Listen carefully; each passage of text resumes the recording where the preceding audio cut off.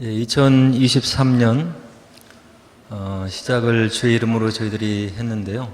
이제 벌써 세 번째 주를 맞이하고 있는 것 같습니다. 시간이 참 빠르게 지나가죠. 그래서 금년을 저희들이 하나님의 뜻 가운데 이렇게 살기를 원하는데요. 이제 세 번째 주에 제가 이렇게 묵상을 하면서 우리 성들과 함께 나누었으면 좋겠다 하는 본문의 말씀으로 여러분들이 익히 들어왔던 여호수아의 1장의 말씀을 좀 선택을 했습니다. 오늘 본문의 정황을 좀 배경을 살펴보면 출애굽한 이스라엘 백성들이 하늘과 같이 여기고 따랐던 모세, 민족의 위대한 지도자죠. 모세가 이제 하나님께 돌아가고 없는 그런 상황을 맞이하는 거예요. 믿고 따랐던 지도자, 의지했던 지도자, 모든 것을 의탁하고 따랐던 그런 지도자가 이제 이 땅의 삶을 마감하고 떠나간 거죠. 아마 그들의 마음은 모세를 바라보면 하나님의 임재를 느꼈을 것이고 하나님의 인도하심을 느꼈을 것 같은데 그런 분이 눈에 안 보이니까 걱정도 많고 염려도 있고 또 여러 가지가 불안하고 두렵기도 하고 또 애굽을 떠나온 것이 잘한 일인지 그렇지 못한 일인지 갈등도 느껴지고 아마 만감이 교차하는 그런 마음의 불안한 어려운 상황이었을 거라고 이렇게 생각이 됩니다. 이와 같이 여호수아를 비롯해서 모든 이스라엘 백성들이 이런 불안 가운데 있을 때 하나님께서 이제 그들에게 찾아오셔요. 1절에 보니까 찾아오셔서 여호와의 종 모세가 죽은 후에 여호와께서 모세의 수종자 눈의 아들 여호수아에게 말씀하여 이르시되, 여호수아는 모세를 아주 가까이에서 모시고 섬겼던 그런 수종자였죠. 그래서 모세가 하나님과 어떻게 교통하는지, 하나님께서 모세를 어떻게 귀하게 여기시는지를 아마 지근거리에서 봤던 그런 사람이었을 거라고 이렇게 생각이 되는 거예요. 그래서 이제 그 모세가 떠난 다음에 이렇게 불안한 마음을 갖고 있는 여호수아에게 이제 하나님께서 찾아오시는 거죠. 여호수아에게 말씀하여 이르시되, 아마 저희들도 이 땅의 삶을 살아가면서 여러 가지 어려울 때가 있잖아요. 그래서 말씀을 믿고 말씀의 가르침대로 하나님께 무릎을 꿇고 기도할 때 우리가 그 문제를 가지고 기도할 때 하나님께서 주시는 평강이 우리 마음 가운데 느껴지는 때가 있는 거예요. 눈앞에 문제가 해결되지 않고 문제가 줄어들지 않고 해결될 기미가 보이지 않는데도 하나님 앞에 시간을 정해놓고 하나님의 도우심을 기대하면서 기도했을 때 마음에 들어오는 평강의 순간들을 저희들이 깨닫게 된다고 하는 거죠. 아마도 여호수아는 지금 그런 깨달음을 또 경험을 하고 있는 거라고 생각이 되어지는 거예요. 위대한 지도자 모세가 떠나서 이 무리를 내가 어떻게 인도할까? 하나님께서 살아계심을 내가 믿고 있는데 나를 아직 하나님께서 찾아주지 않는데 어떻게 이 사명을 내가 감당할 수 있을까? 이렇게 고민하고 마음에 갈등할 때 하나님께서 여호수아에게 찾아오신 거죠. 그래서 말씀하여 이르시되, 이렇게 오늘 본문이 이야기를 해주고 있는 거예요. 그래서 하나님께서 불안에 떨고 있는 여호수아에게 와서 해주는 여러 가지 해주시는 말씀들이 있는데 다음과 같은 말씀들을 이제 전해주고 계신 거죠.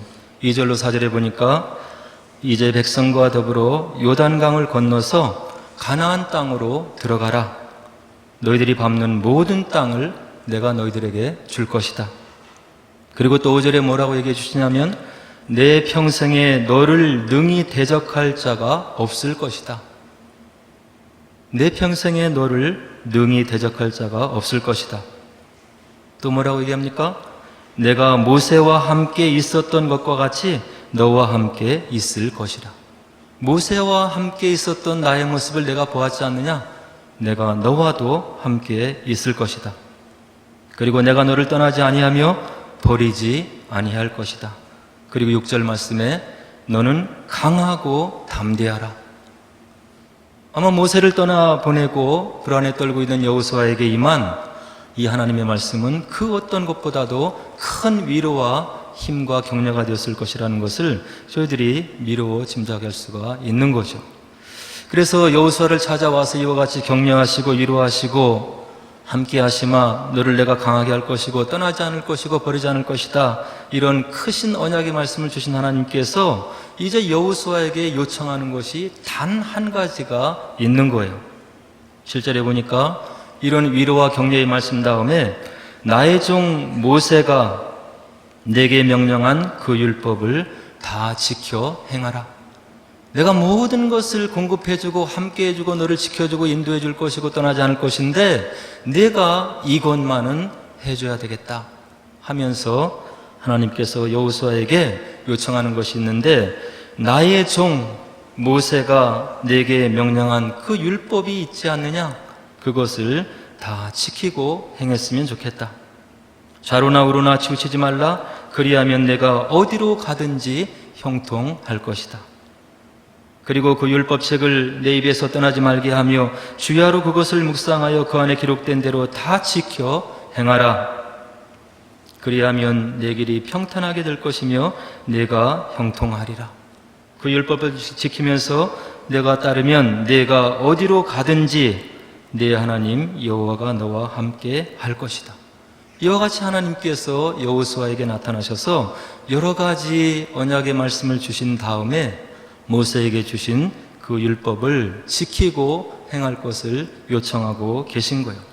너희들이 형통할 수 있는 유일한 길이 있는데 그것은 바로 모세를 통해서 너희들에게 준 그 율법의 말씀을 묵상하고 지키는 그때에야 그 복들이 너희들의 삶 속에 임할 것이라고 하는 것을 오늘 하나님께서 여호수아에게 그대로 전해주고 있는 거죠. 그러면서 방법도 여호수아에게 또 이야기를 해주세요.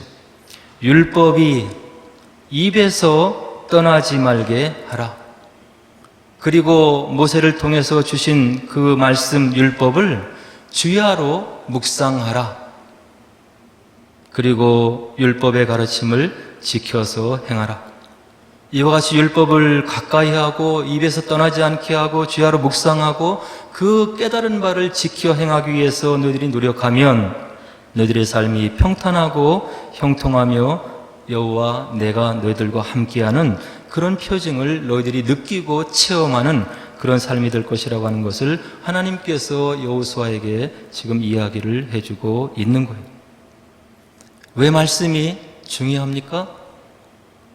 하나님의 백성, 하나님께서 뜻을 가지시고 창조하신 이 세계, 하나님의 법칙이 있고 하나님의 뜻이 운영이 되고 있고 그것을 아는 자가 하나님께 순종할 수 있기 때문에 그 말씀을 주야로 묵상하는 것이 필요하다고 하는 거예요.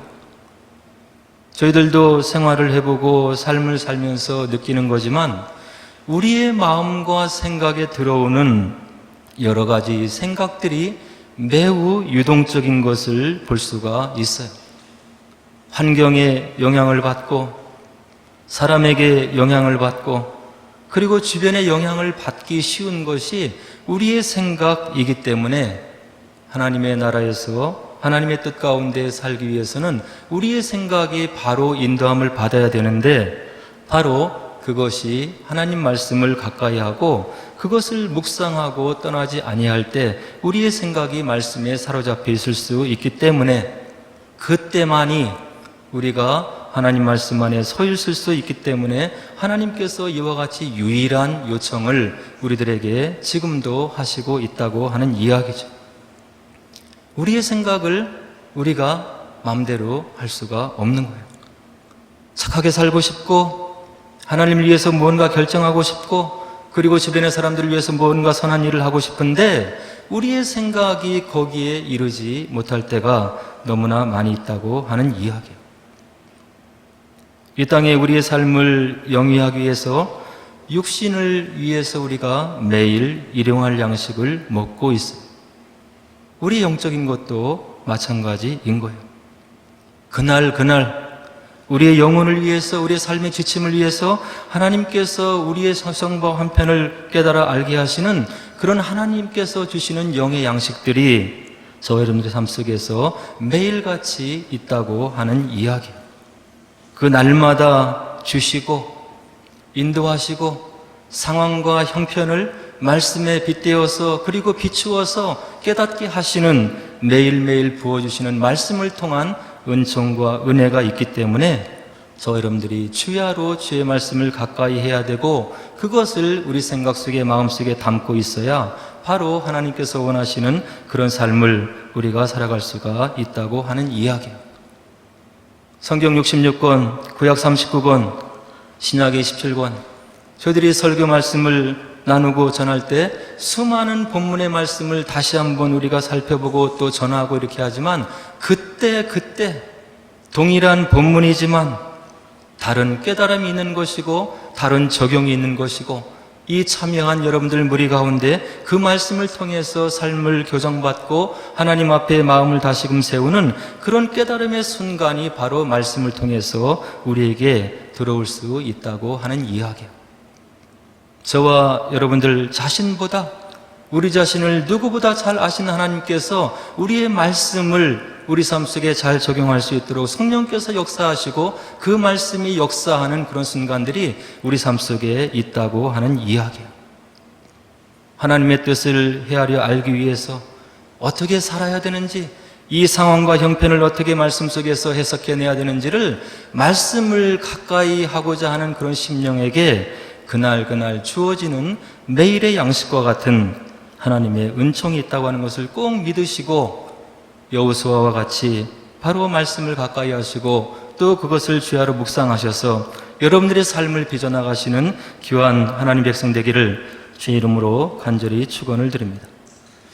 그리고 출애굽기 16장에 보니까 애굽을 떠나 나와서 이제 광야를 통해서 가나안 땅으로 여정을 떠나고 있는 이스라엘 백성들이 이제 도착한 곳이 있어요.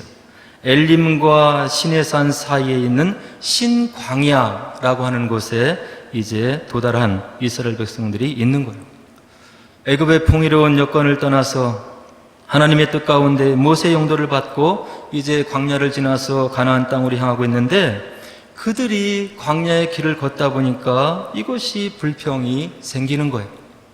불평하고 그리고 먹을 것이 부족하고 여건이 어렵고 그래서 2절에 보니까 이스라엘 자손 온 회중이 그 광야에서 모세와 아론을 향해서 원망을 하게 되죠. 다음과 같은 말을 모세와 아론에게 던지면서 원망을 했어요. 우리가 애굽 땅에 있을 때는 고기 가마 곁에 앉아 있었다.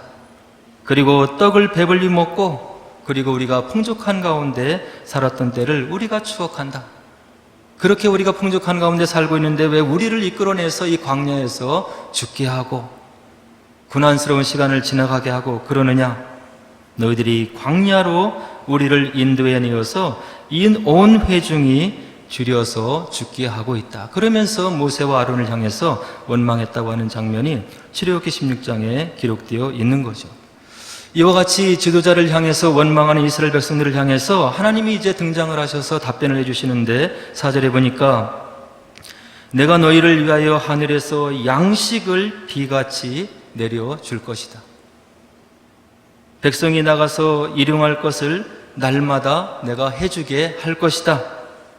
그리고 7째 날은 안식일이기 때문에 너희들이 일을 해서는 안 되기 때문에 6째 날에는 내가 날마다 거두는 것에 갑절을 거둘 수 있도록 내가 축복해 줄 것이다. 그래서 하나님의 말씀대로 이제 이스라엘 백성들이 아침에 일찍 나가서 보니까 이슬이 마른 후에 광야 지면에 작고 둥글며 서리 같은 것이 있는 것을 발견했더라. 이렇게 출애굽기 16장이 기록을 해주고 있죠. 그래서 그 모습을 보고 이스라엘 백성들이 이렇게 물어요. 이것이 무엇이냐? 그래서 그것이 만나라고 하는 이름이 됐다고 하는 이야기죠. 그래서 이와 같이 이것이 무엇이냐고 묻는 이스라엘 백성들에게 모세가 답변을 해주는데 이와 같은 답변을 전해주고 있죠. 이것은 여호와께서 너희에게 주어 먹게 하신 양식이라. 너희들이 애굽 생활을 그리워하면서 불평했지 않느냐?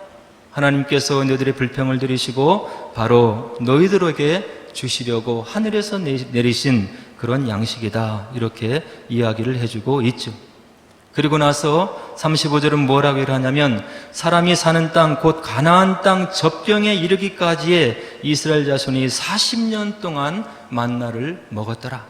이와 같은 이야기를 출애굽기 16장이 이야기를 해주고 있는 거예요. 하나님의 섭리 가운데 애굽의 노예 생활을 출발해서 홍해를 건너서 광야에서 40년을 보냈던 이스라엘 백성들, 그들이 그 광야에서 생존할 수 있었던 유일한 방법은 하나님께서 섭리 가운데 부어주신 만나를 먹음으로써 40년을 그들이 생존할 수 있었다 하는 이야기를 우리들에게 전해주고 있는 거죠.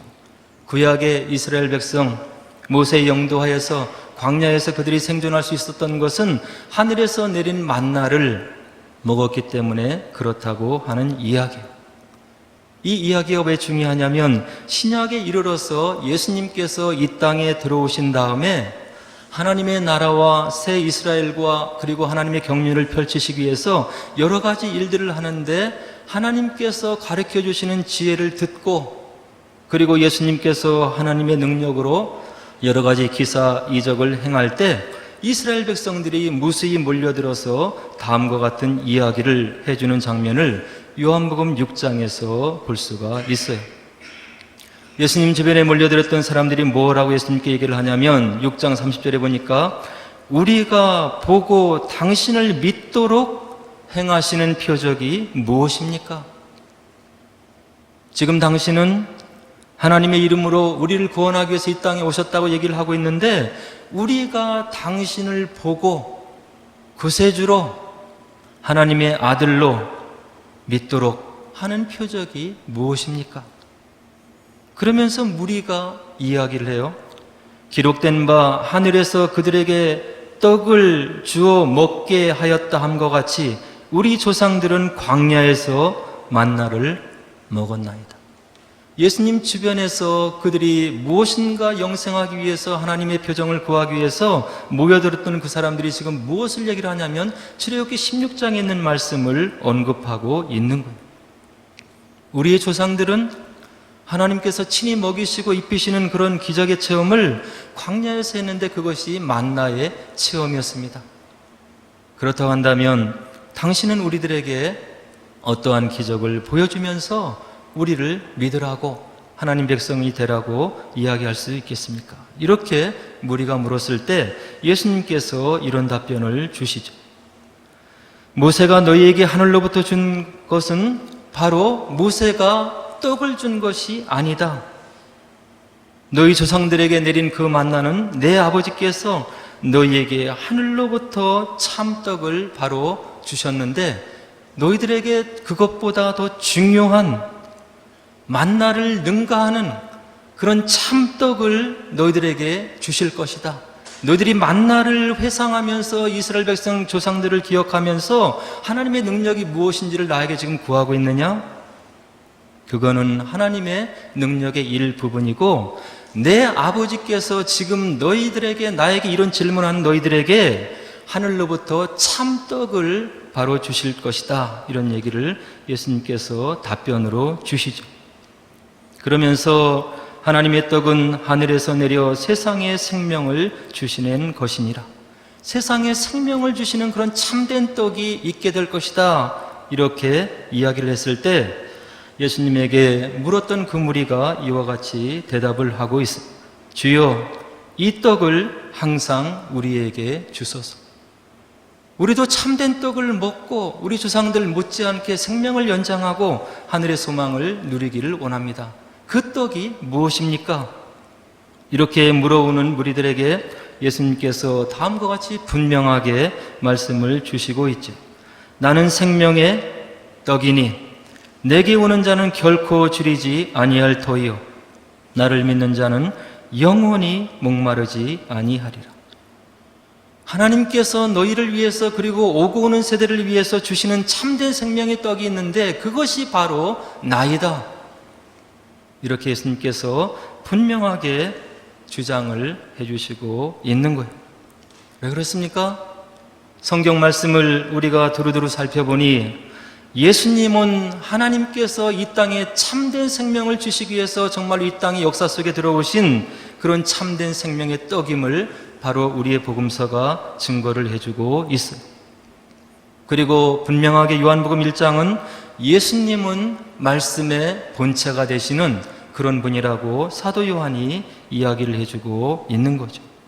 그러므로 저희들이 예수님 주변에서 물었던 무리들 못지않게 우리들이 참된 생명 그리고 참된 소망을 가지기 위해서는 예수님에 대해서 우리가 잘 알고 그분이 누구신지 그 가르침이 무엇인지를 묵상해서 우리 삶 속에 적용을 해야 되는 거예요.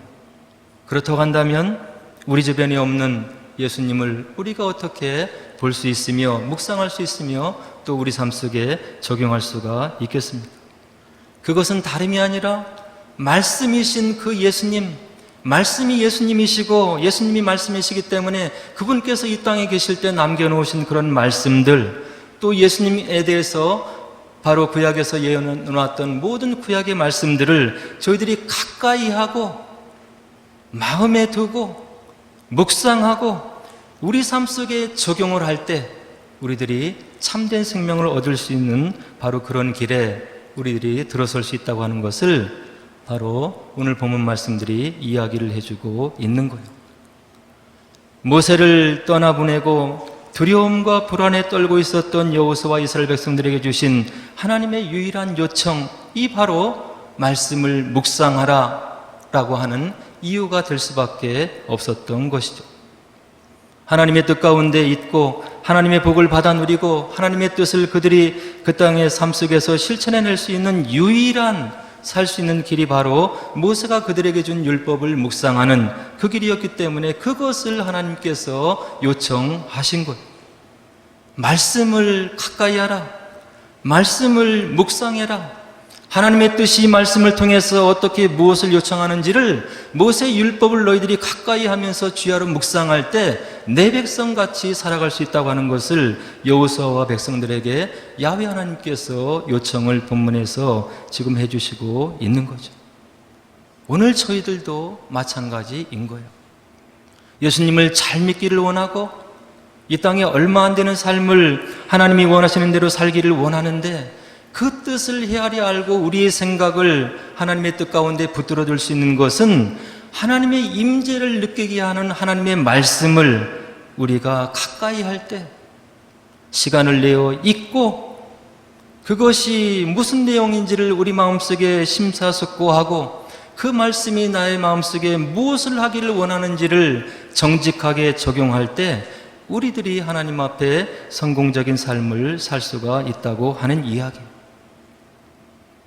시편 기자는 우리들에게 다음과 같은 믿음의 고백을 해주고 있어요.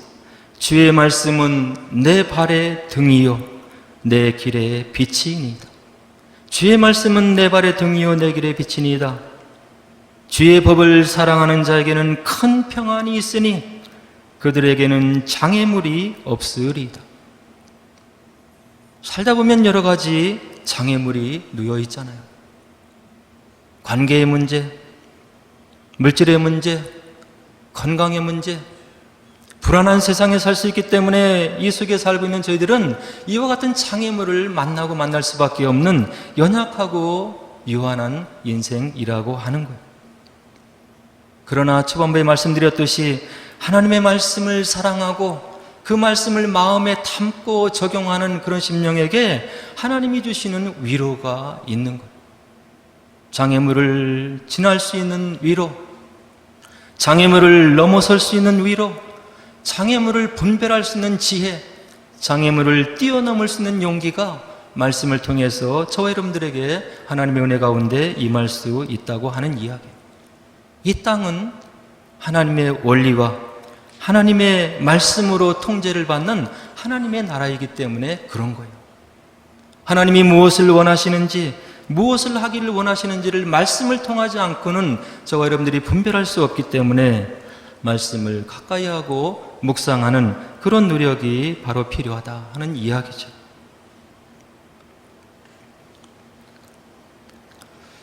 저도 이제 어려서부터 신앙생활을 해왔지만 이제 대학생이 되어서 은혜를 좀 이렇게 85년도에 강하게 이렇게 체험을 했어요. 그래서 이제 진로를 바꾸고 그 시간 이후로 정해진 분량을 매일 하나님 말씀을 읽으면서 이렇게 지내려고 노력을 했고요. 그렇게 하다 보면 1년에 성경을 신구약을 일독을 하게 되는 이제 그런 노력을 하게 되는 거죠. 기도하면서. 그런 시간을 보내다가 이제 유학을 떠나와서 공부에 양이 있고 또 이제 신학을 공부하는 것이 말씀을 읽는 시간, 연구하는 시간과 뭐 그럴 다를 리가 있겠는가. 결국 신학 서적을 공부하고 읽고 묵상하는 것이 말씀을 묵상하는 것이겠지 하고 말씀을 읽는 분량을 좀 줄여서 이제 최소한의 분량을 읽고 나머지는 공부하고 이제 그런 시간을 보냈던 그런 기억들이 있어요. 근데 시간이 지나면서 저의 영성이 이제 떨어지는 것 같은 느낌이 드는 거예요. 그래서 그 이후에 다시금 마음을 다잡고 아무리 공부에 분량이 많고 해야 될 일이 많이 있어도 또 여러 가지 바쁘고 분주한 일이 있어도 이제 1년에 1독 할 수 있도록 정해진 성경 공부를 성경을 읽고 그리고 내가 하나님 앞에 시작하겠노라 하고 이제 다시 시작을 하게 되었죠. 근데 말씀을 읽다 보면 이게 다른 생각이 들어오잖아요. 그래서 방법을 좀 달리해서 정해진 분량을 이제 장소와 시간을 정해서 조용한 장소에서 읽을 때 이제 소리내어서 통독하면서 그 성경책을 읽었어요. 근데 이게 은혜가 다른 거예요.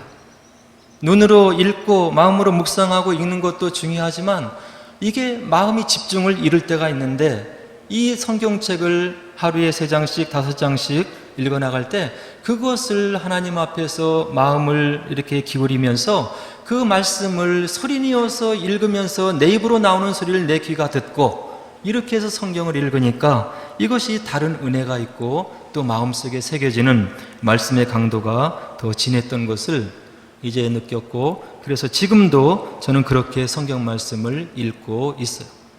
하나님의 말씀을 읽고 그 말씀을 내 귀로 듣고 그리고 하나님 앞에 드리는 시간이 지금은 시간을 따로 떼어서 기도하는 시간보다 더 그 시간이 귀하고 소중하게 생각되는 것을 이제 느끼고 있는 거죠.